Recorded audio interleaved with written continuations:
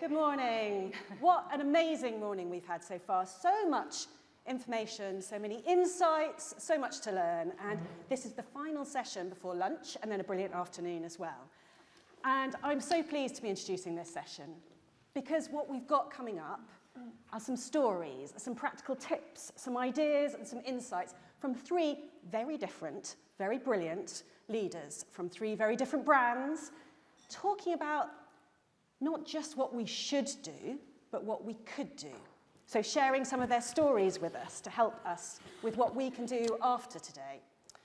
Shelley just referenced the amazing Daniel Kahneman, the late, great Daniel Kahneman. And he once said, no one ever makes a decision based on data. They always need a story. And of course, in marketing, we're great at finding those stories. But of course, in our workplaces, what we need sometimes is to listen to the stories of how other people have done it, how they've battled the barriers, how they've dealt with the backlash, how they've made brilliant things happen. I'm the CEO of the Marketing Society, and we are a global community of pretty progressive, very ambitious marketing leaders. And we work hard to help everybody do well in their careers, because we need to be successful in business. But as well as doing well, we all want to do good inside our organisations, in the economy, and in society as a whole. Mark Ritson once said, with the long and short of it, the most important word in that is and. When we talk about doing well and doing good, it's pretty hard sometimes, but it is possible. And the next three people you're going to hear from are going to share some practical ideas for how we can do that, give some of their experience to help accelerate your thinking about it. So let me just tell you who we've got joining us on stage today. Three fantastic guests. We start with Becky Verano, who is hugely experienced in marketing. She's been working for over 20 years in general management and senior marketing roles at Reckitt, at Boots and Mars. She's currently the Global Vice President of Creativity and Capabilities for Reckitt. And she leads the creative agenda for the organisation, including the diversity, equity and inclusion strategy, along with the global agency ecosystem. She's going to share some insights around inclusion, including the connection to winning not one, not two, but 6 Cannes Lion Awards. I know that Simon and Paul are here from Cannes Lion. They'll be very happy to hear a tangible example of all that. So alongside the award-winning insights that we're going to have there, I'm also going to welcome the brilliant Carolina Teixeira. She's a creative storyteller. She loves growing ventures and communities to create positive change. Across her amazing career, she's created thoughtful and purpose-driven narratives and helped find a voice through creativity and innovation, with many years at Google and now as the Global Director of Brand Marketing at Lego. And last but not least, our third speaker is not a marketer. Not everyone can have that amazing job, right? Some people have to do the other jobs that are around there. Our third speaker today is a Chief Financial Officer. The fabulous Adriel Lares is the CFO of Chelsea Football Club. He joined at the end of last year, a serial CFO working in US investment companies and leading a company through an IPO. And also the founder, by the way, of a Californian wine company, which he called Memento Mori. So let's talk about the branding of that later and remind ourselves that we are all mortal. When I drink wine, I definitely feel that way. Three brilliant people, smart, innovative business leaders, and we've got a bit of a challenge. We've got lots of stories and not enough time. So I've been very strict with them, and I'm hoping that this is going to be a punchy and pacey panel with lots of insights for you to take away into your lunch in a moment. So without further ado, please welcome to the stage the brilliant speakers. Think about it. Oh, think about it. Match your picture. So you go in the middle. Carolina, come here, just so you can match the pictures up. Let's. Oh, wait. Brilliant. Thank you, everybody, for being here today. We've talked a lot today about this idea of inclusive leadership, which probably for every single person here means something completely different. So I'm going to start with your quick-fire question for you all. Who is going to tell me how you define personally inclusive leadership? And you only have 3 words, or maybe the equivalent of a tweet in which to do it. Becky. Oh my God, okay, this was probably the worst question you gave us.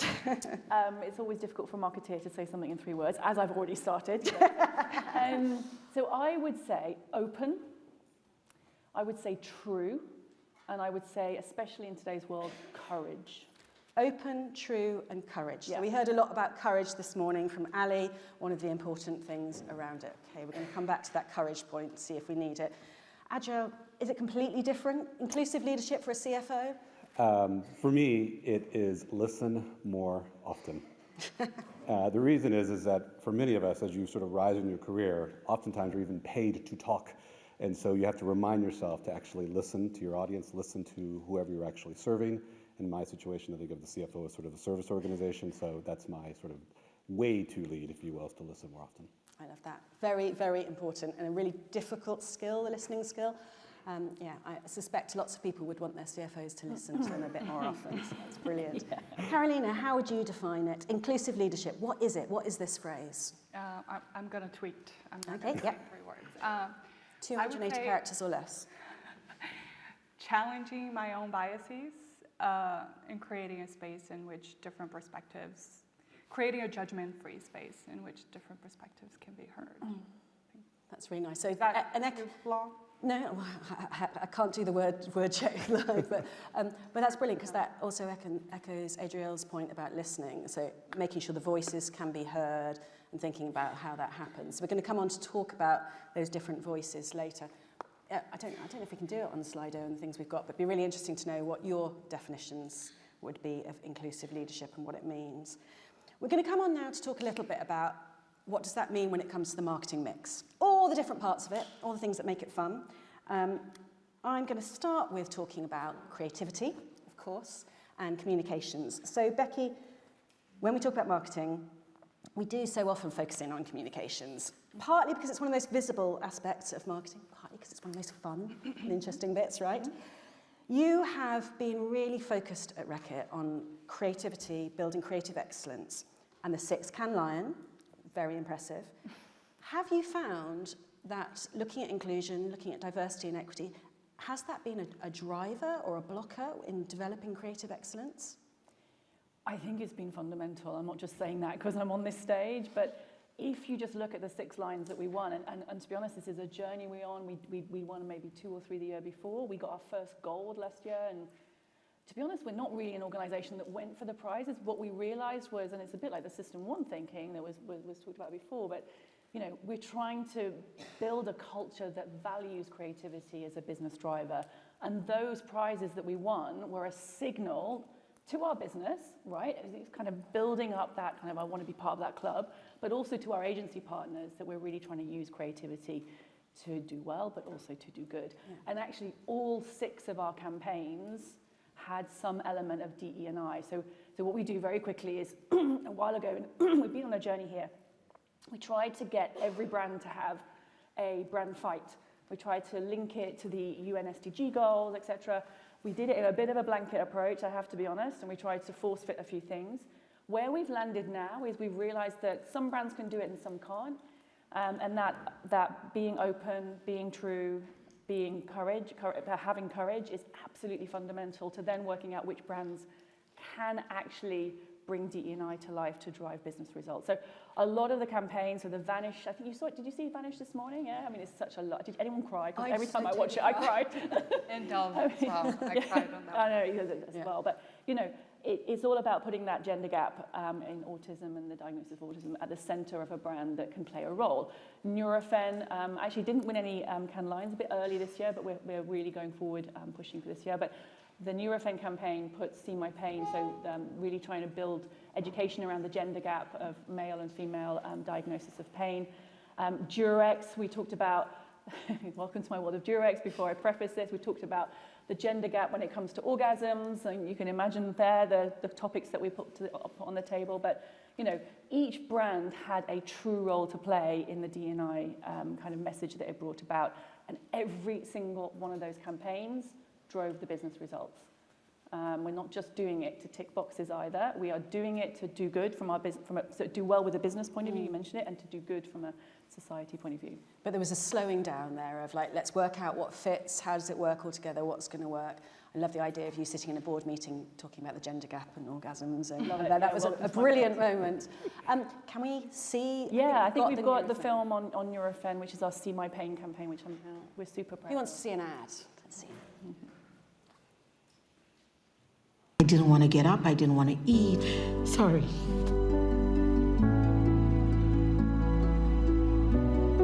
Over 50 years of living with pain. I was told it was just wear and tear. Or maybe it's in your head.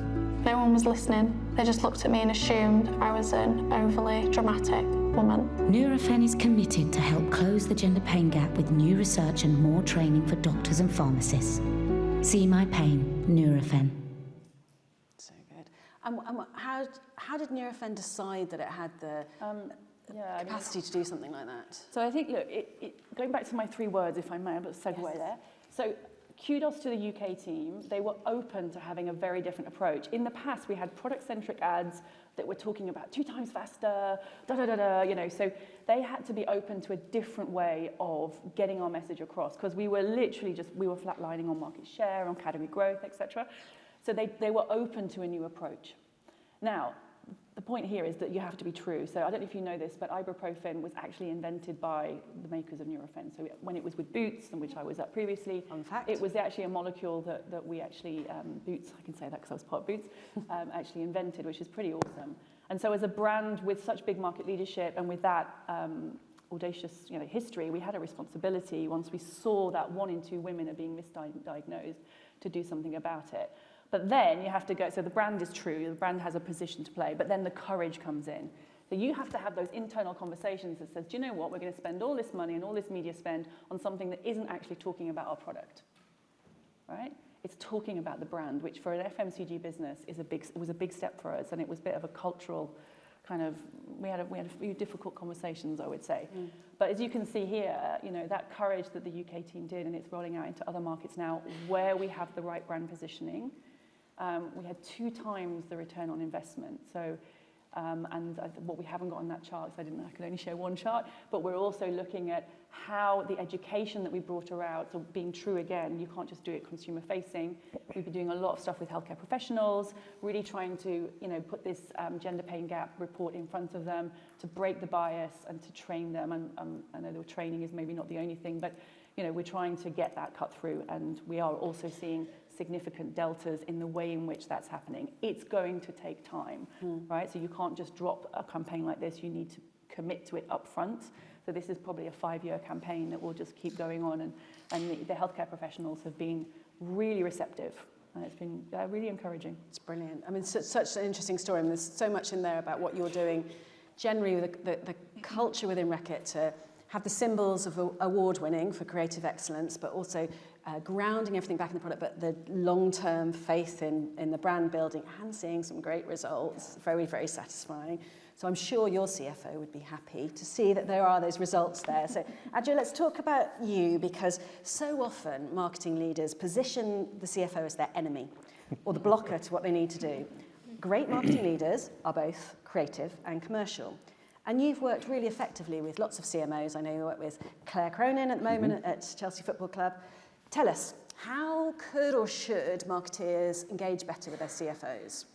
Well, I feel like I'm representing an entire class of people as the CFO. You're in the minority.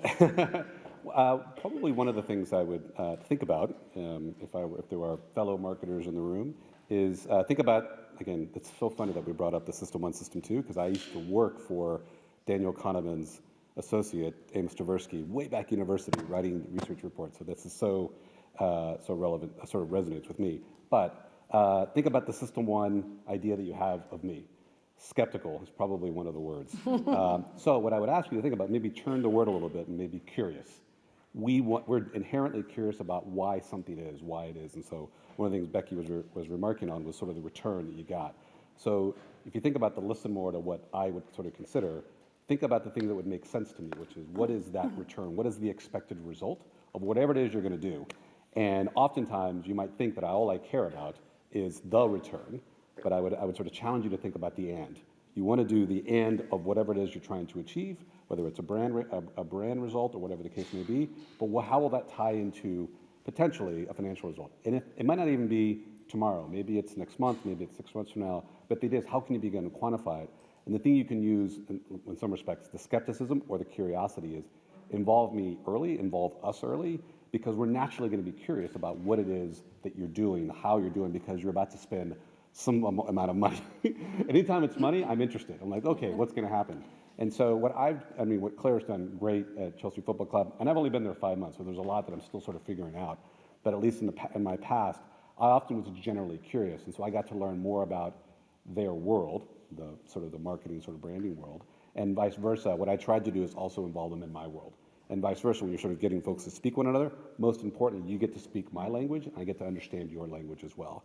And that's what's really helped me in the past and helped me work and partner with my marketing associates. That's brilliant. It's the making sure everyone inside the organisation, particularly the finance department, are part of the story, Yep. building the story together and making it. Plus, you involve them early, and it becomes almost their decision too. Yeah. So there's a little power in that too. If you weigh in, you get the buy-in and allowing that as well. And then Claire, I know, has also got you included in a number of things, including recruitment, right? Indeed, she did. She again did the little end around, and she was like, you know what, I want to go hire this, this senior leader. And I'm like, that's great. And I'm thinking, how much is that going to cost? And she's like, would you like to be involved in the recruitment process? And I'm like, okay, fine. And so before I knew it, I'm interviewing all the candidates, the 4 or 5, and as part of it was also thinking about how do we make sure we involve folks you would not normally see, especially when you think about the history of Chelsea Football Club or just football in general. It tends to sort of drum up images. And so how do we find folks who may have been underrepresented in that area? Just knowing that, let's just say that you're female and you're thinking about joining a football club, you may have certain notions of that and hence may not want to even apply for the position. So we sort of were really thoughtful about that, and she sort of brought me into that way of sort of approach. And before the end of it, now I'm involved and I'm like, I have a candidate that I want. Suddenly I'm like, well, we should definitely hire that candidate. I'm like, well, I guess I got to pay for that candidate too. So it's funny how it all came together. I love it. All these tips, steal with pride, take away, replicate it all. Perfect way of doing it. So we've talked a bit about where products are going, and I know that, Becky, you talked about where Nurofen come from. What about innovation and product development? I know, Carolina, Lego is well known for building in inclusion as part of what's happening, and play inclusion is part of your brand strategy, right? Tell us a little bit about that.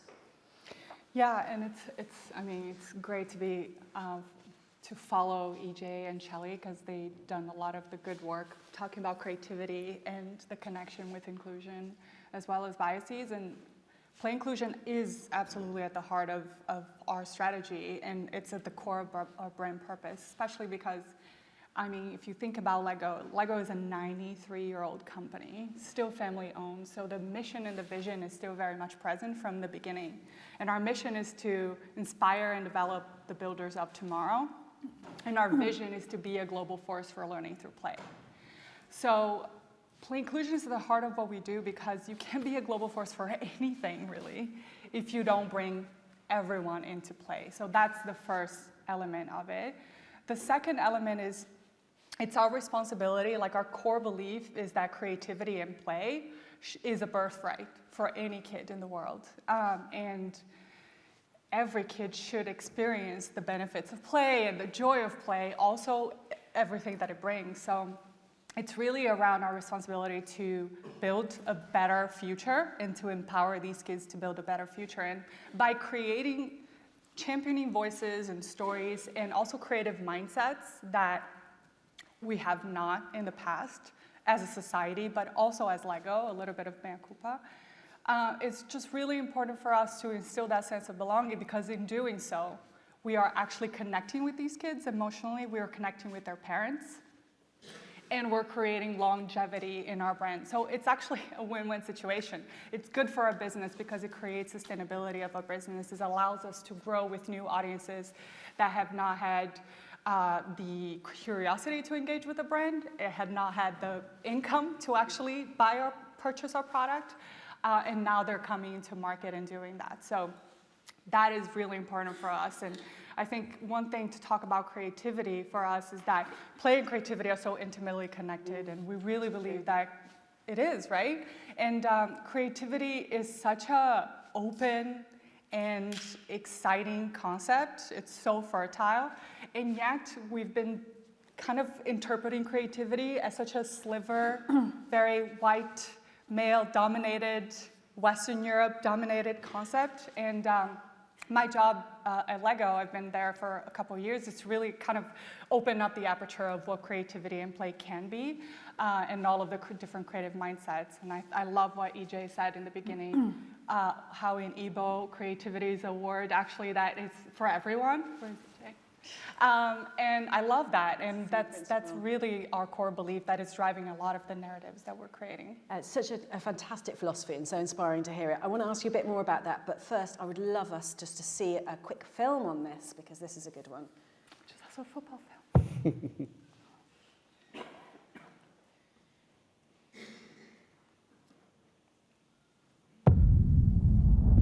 Play moves us to do mighty things, like failing and trying again. Play moves us to express ourselves. Be loud. Like this loud. Play moves us to try, to level up.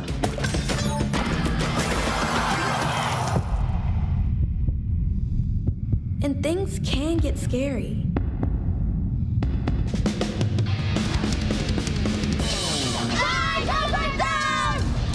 Hello, unknown. But also, hello, things nobody ever thought possible. And when girls play, like really play, we're unstoppable. Brilliant. It's such a feel-good film. Thank you, Carolina. Can you just give us another example maybe of the ways in which Lego has pivoted or evolved to serve more of its audiences in the way in which you're describing? Yeah, I wanted to give two examples, one of which is Play Unstoppable, which is really around, and that's a huge pivot for us because Lego historically has been perceived as a boy brand. Most parents actually are more engaged with Lego if you're a parent of a boy than if you're a parent of a girl.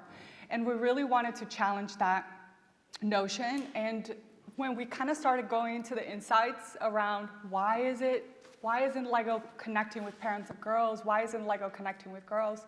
We realized that the problem is much bigger. It's not necessarily only the problem of us marketing or creating products that are meant for girls, but actually is a societal problem, right? Historically, our society as a whole and parents as a consequence of it have been sort of like divvying up based on gender biases what play experiences can be, right? So that it's, think about a retail, like go think about a toy store, you see that sea of pink and that sea of blue immediately, and that's where you go. So we really wanted to, and Lego is yellow, so it's like how can we actually think about challenging the gender stereotypes around nurture play and role play being more directed to girls, and then building play, adventure-based, unstructured play being directed to boys. And we wanted to challenge that stimuli. So we created Play Unstoppable. We actually launched this as a brand platform. Maybe 20 years from now, it'll be our true beauty, who knows?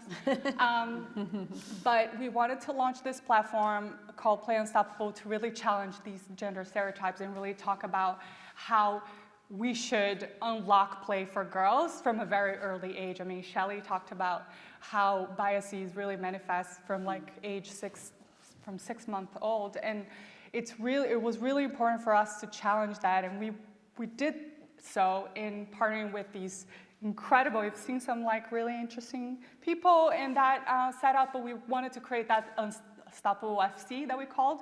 And we really wanted to leverage an interesting cultural moment, which was Women's World Cup last year, to kind of kick off that platform and that conversation with these incredible women as a community to stand by us, unstoppable women in their own right, to really talk about how playing unstoppable can be and how we can close the gap of imagination that we're creating from a very early age. We're actually on the second year of that campaign. We're evolving that into more of like language. This year we actually launched a second version of Play Unstoppable, which we are challenging the way parents talk about their kids' creation. So like the word cute is a word that we're addressing. Like most parents actually talk about cute and beautiful when they're talking about their girls' creations, and language wonderful and well. smart, exactly.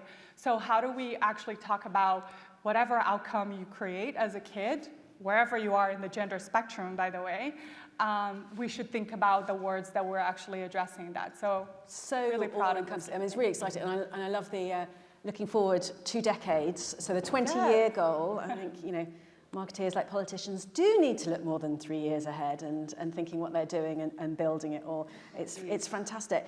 I'm conscious that we're talking about including everybody. There's some geographical challenges there. There's some other things happening. But, I mean, one of the reasons we should be excited about what's happening right now is that we've got some potential around tech to help accelerate things. There are possibly, for some of the techno-optimists, a way to feel positive about that.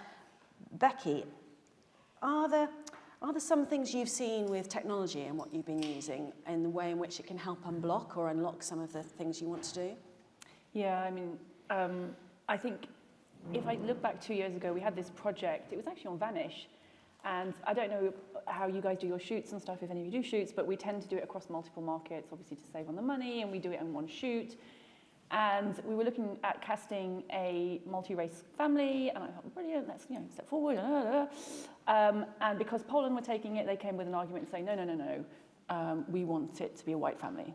And the team who was leading the market, the lead market actually just went to the lowest common denominator, and they cast a white family. And I'm like, what? And so I was like, okay, there are actually some practicalities getting in our way of being able to shoot the films, taking into account, now there's an argument that we with Poland and whether or not we should be getting them to address their subconscious bias, etc. But in the geopolitical kind of quagmire of today, we do have to take into account some of those idiosyncrasies in markets. And the shoot, especially an on-location shoot, tends to be quite structured. Tends to be very structured. You've got a certain amount of time when you can make your shoot. You've got to be in and out. You've got the golden hour of the light, etc. You've got weather and all kinds of things kind of getting in your way. So what we are moving to now, not just for this reason, but we didn't do it to start with, but now I'm like, oh my God, this is a massive unlock. So we started to move a lot of our shoots to virtual studios.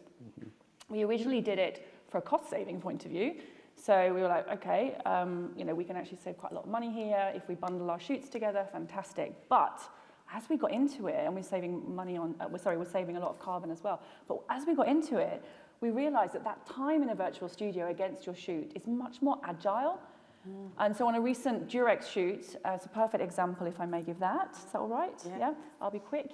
So Durex has condoms, I'm sure you all know, but also lubes, which apparently make sex a lot better. So I suggest you all try it. But we do a lot of campaigns to try and drive awareness of lubricants. But the campaign this time, we wanted to do the standard vaginal route. Yes, I just said vaginal.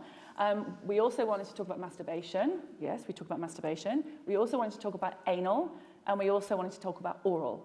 So we needed to go with quite a diverse spectrum of talent, and not all markets were going to take it. So the more progressive markets were going to take all 4, but some markets would pick and choose. That's fine. But what the virtual studio allowed us to do was we had the whole casting there and present, and we gave the countries choices.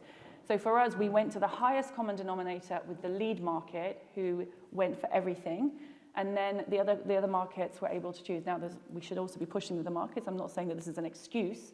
What I'm saying is that technology, it's just so cool how technology can actually unlock some of the practical barriers that we were having in place. And that campaign, because we've got the multiple audiences as well, has also driven significantly better results. I think we have the best ever campaign results off the back of us going for a more multi-dimensional campaign, which was great.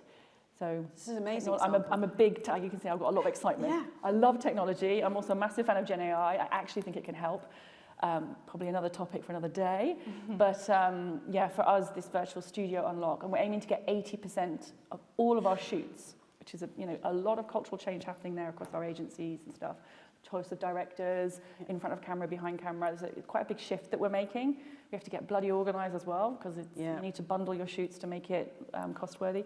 So it's a big change, but it's unlocking these really nice creative enablers, which But it's so brilliant, honestly, Becky, because you've got you know, carbon saving, money saving, creativity driving, inclusion, geographical, and that is, I mean, it's just a brilliant example. And this, I mean, this is a perennial challenge, isn't it? We're global brands, and we want to be locally relevant, and that battle and making it all happen. I mean, that must be a huge thing at Lego, the global local challenge. It is. What do you do to solve that?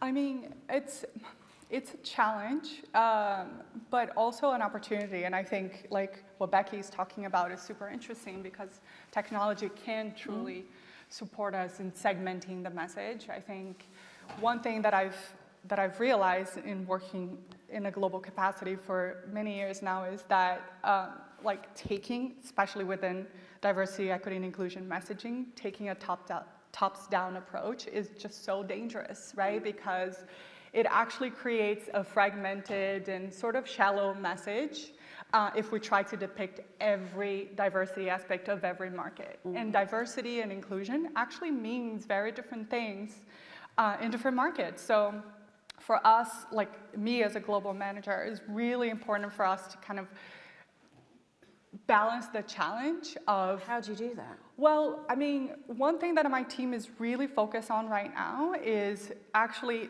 creating the broad strokes of key messages. So how can we choose messages that actually resonate cross-culturally? So instead of talking about identity as a means to talk about diversity and inclusion, why don't we talk about respect and kindness, creativity, empowerment? These are things that connect everyone. Universally, globally true. Exactly. It's just a matter of who's the family we're showing, who are the kids we're showing, what are the unique elements of their story and their cultural nuances that can unlock a message of respect, kindness, creativity, empowerment.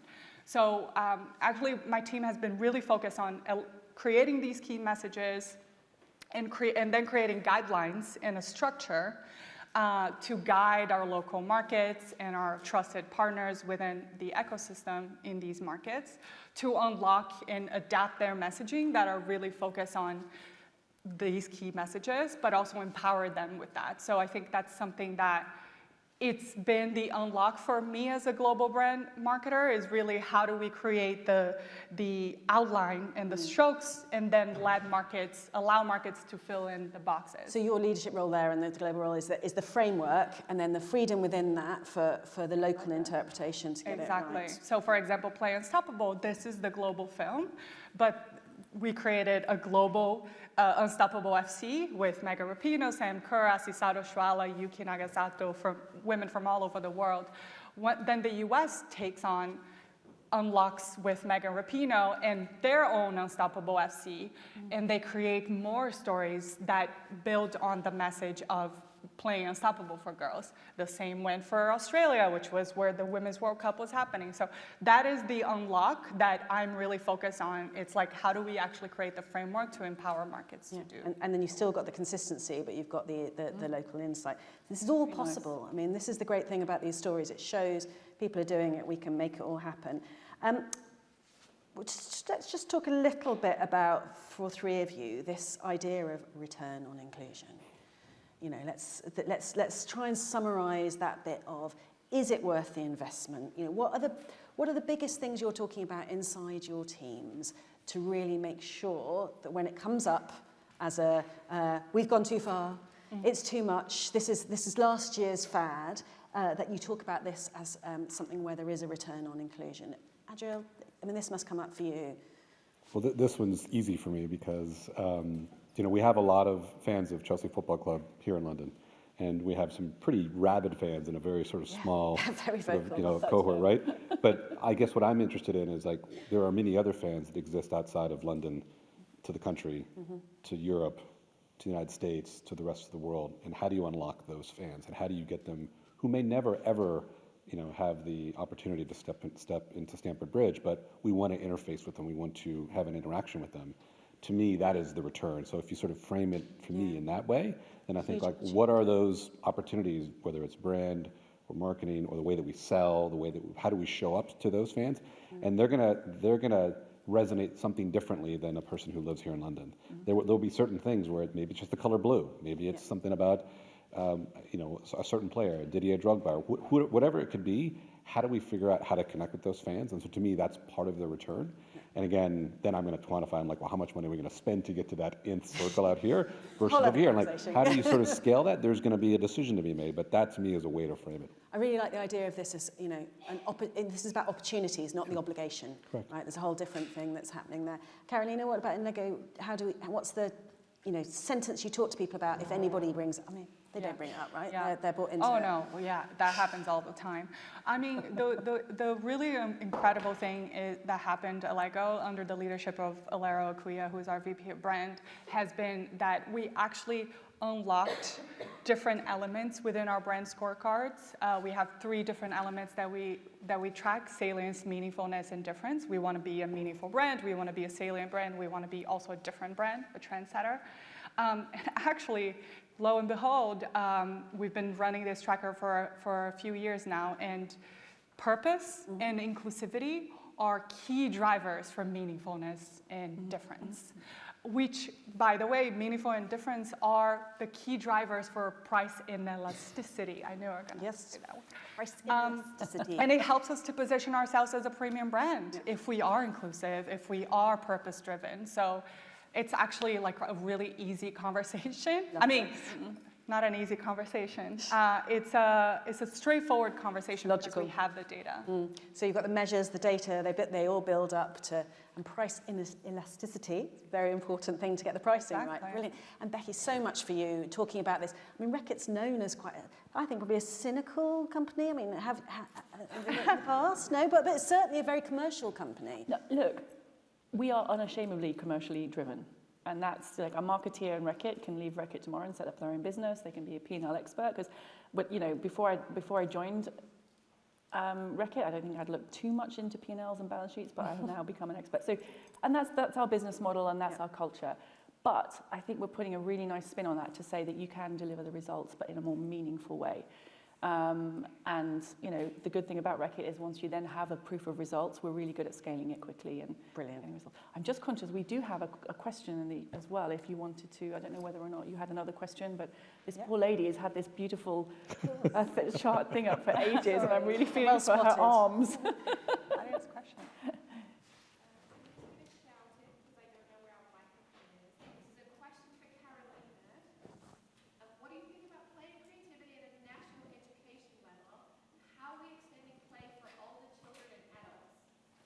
At a national educational level, how are we extending play for all adults? In the UK, yeah, I mean, adults play is super important for us as well as children. Children are our role models and our core audience, but for us, play is, as I mentioned, a birthright. So we really try to unlock and partner with both communities.